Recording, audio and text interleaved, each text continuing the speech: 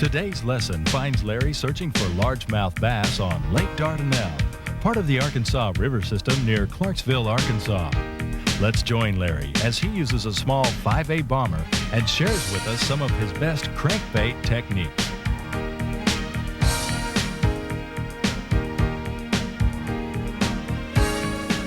One thing always to do when you're crankbait fishing is, if you caught fish there before, you know fish live there,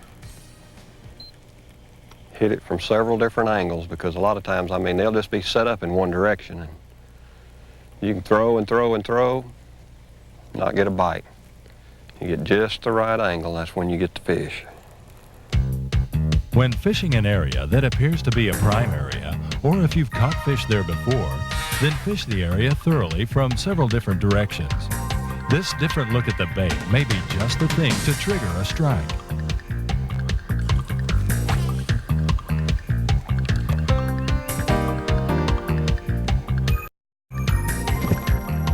That was cold-mouth fish. He actually come up there and jumped. As cold as he is. Come on. Now, that's a pretty little Arkansas River fish. And he got a hold of it pretty good. He grabbed the whole bait. See, that's when you make a pass across a point, don't just leave it because you didn't get a bite. Turn right around and go back down that thing. Even though he's not a real big one, most places that's a good fish. I've seen a lot of times I'd be proud to have a live well full of them pound and a quarter, pound and a half fish.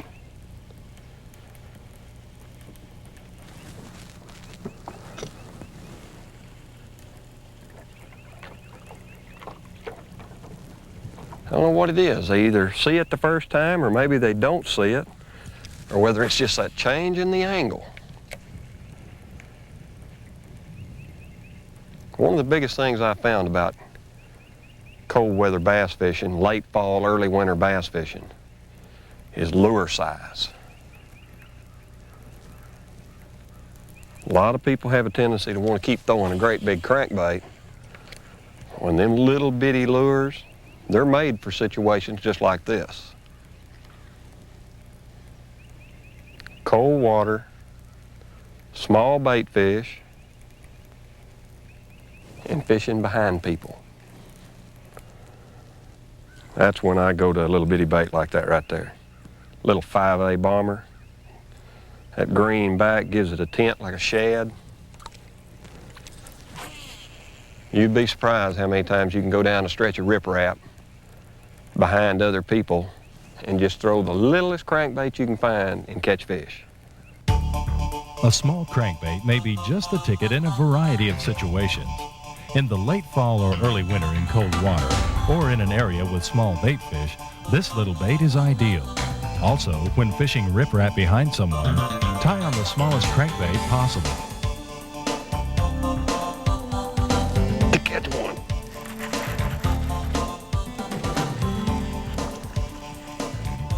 Sluggish, but he's still trying to jump. Yeah, he's still trying to jump. Where's your big brother at there, young man?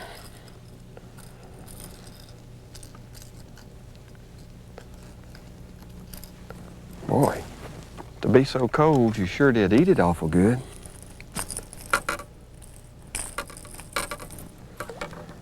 Keeper bass in just about any lake. Yeah, maybe the bigger ones will start biting here in a minute. Old long skinny point right where a bass is supposed to be.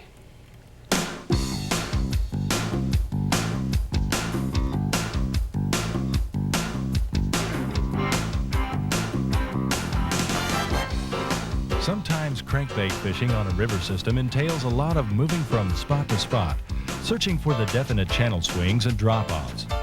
Once you're in a good area, though, be sure to work the area thoroughly before leaving.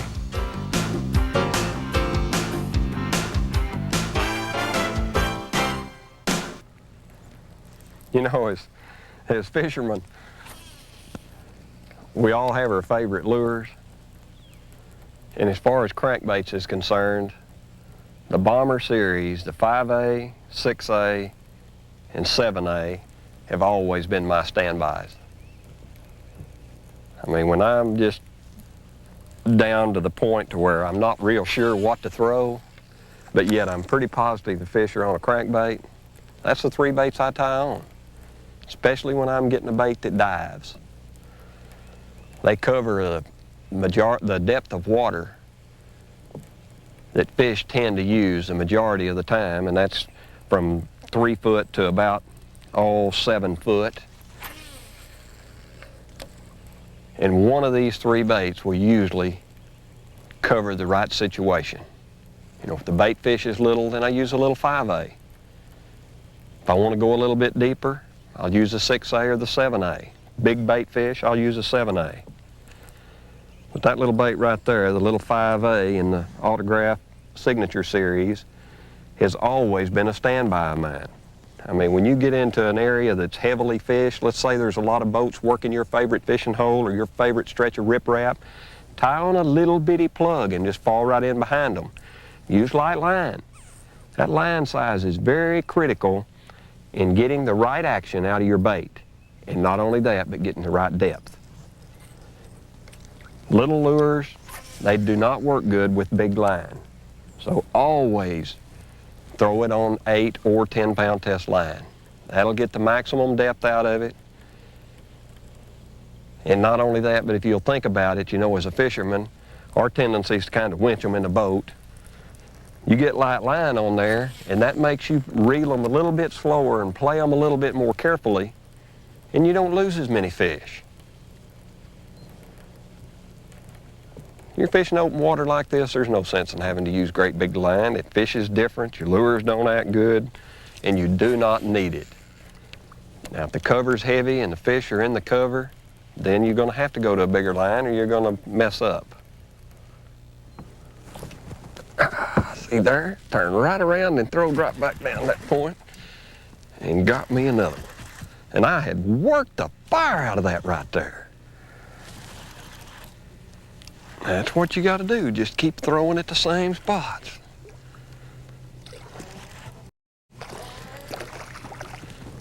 Come in. Not a big one by no means, but still a pretty little bass. Just kept throwing, kept throwing, kept throwing.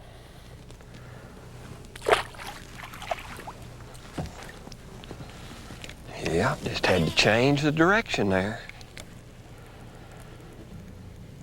Sometimes when it gets real cold, the only way you can get them to hit it is crank it and stop. Crank it, stop. I hadn't had one hit it so far. See there, I just started running it, boy, and I mean, he nailed it. Feels like a little better fish there. Made 10 to 15 casts at that one spot.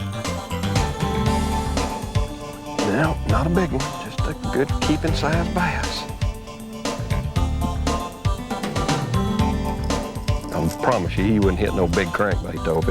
If I wasn't throwing that little bitty crankbait, I don't believe I'd be catching any of these bass. Not bad. And now, here's an important Nixon note, courtesy of Atwood Boating and Fishing Accessories. You know, one of the most aggravating things about crankbait fishing is every now and then you get one right out of the box, you tie it on, and it won't run right. Let me tell you something.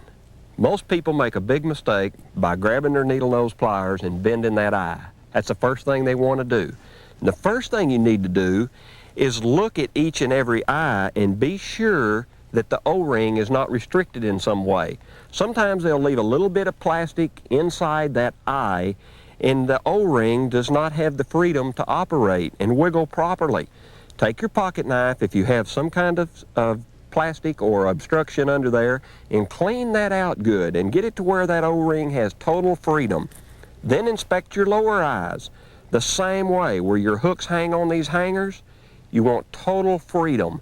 That, a lot of times, is the main problem.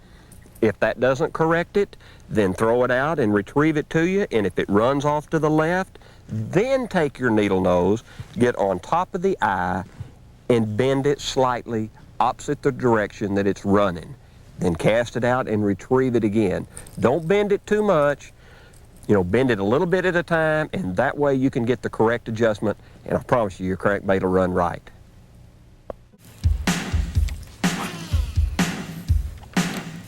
Last chance. Go find me another spot. I've about got them zeroed in where you just fish key little points. See there, last cast? I told that fish that was his last opportunity, and he got on there, didn't he? Now that's how hard you got to work for them sometimes. Come here, little feller. Just barely hooked right on the tip of the chin. One little hook.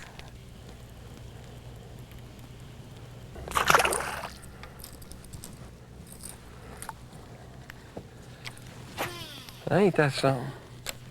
Throw and throw and throw and throw, and I just had to fake him out, tell him that was his last chance. So many times we give up on a fish before we should. Thought I had worked it effectively. Tell you what, when you're fishing alone, it's a whole lot harder than when you've got two people with lures in the water. You're by yourself, boy, you can fish through fish so fast. You know, that's one of the things that never ceases to amaze me, how hard it is to find a little bitty target out there. I mean, I know that stump is there. I just hit it to cast before, and now I can't find it again.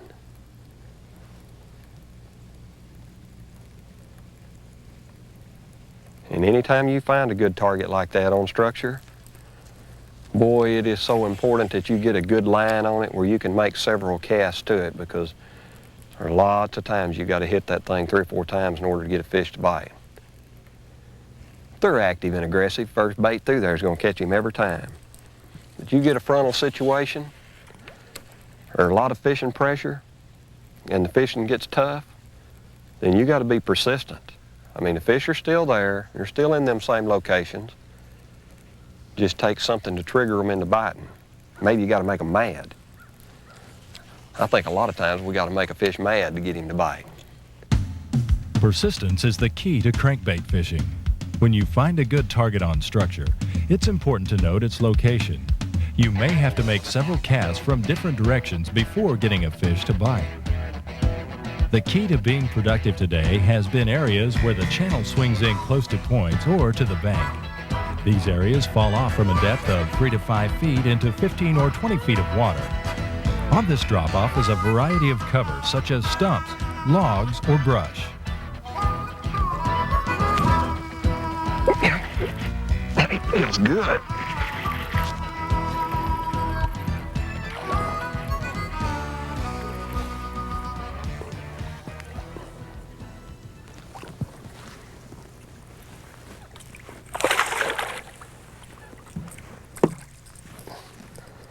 That's not a bad bass right there at all.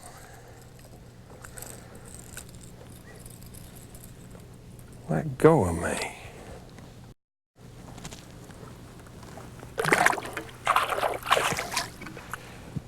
By George, there is a little school of fish right there. Same spot. Caught one and excited another one into biting.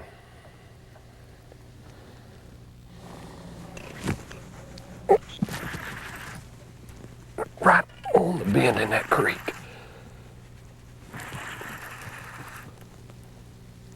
Well, where is he? Feels like a little better bass right there. Come on.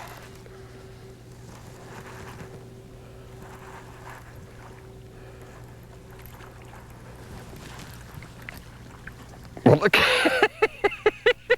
He can't decide whether he wants to jump or not. Were you cold or something? Ouch! Huh? That cold water got your attention? Or is it my plug got your attention? Pretty good Arkansas River bass. I guess you'd consider Lake Dardanelle Arkansas River. He even took off slow.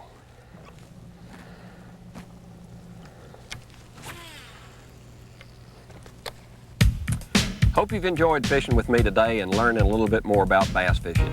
I didn't catch any big fish today, but that's rivers, and not only that, but the weather.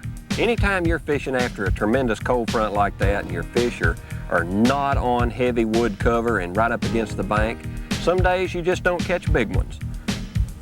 But one thing I can tell you, that when the fishing's tough and your fish are on shallow wood or shallow rocks and you get that severe cold front, tie you on a little 5A bomber in one of the new autographed Pro Series colors. Sometimes it'll save the day for you. Come back and get in the boat with me next week and I'll teach you how to be a better bass fisherman.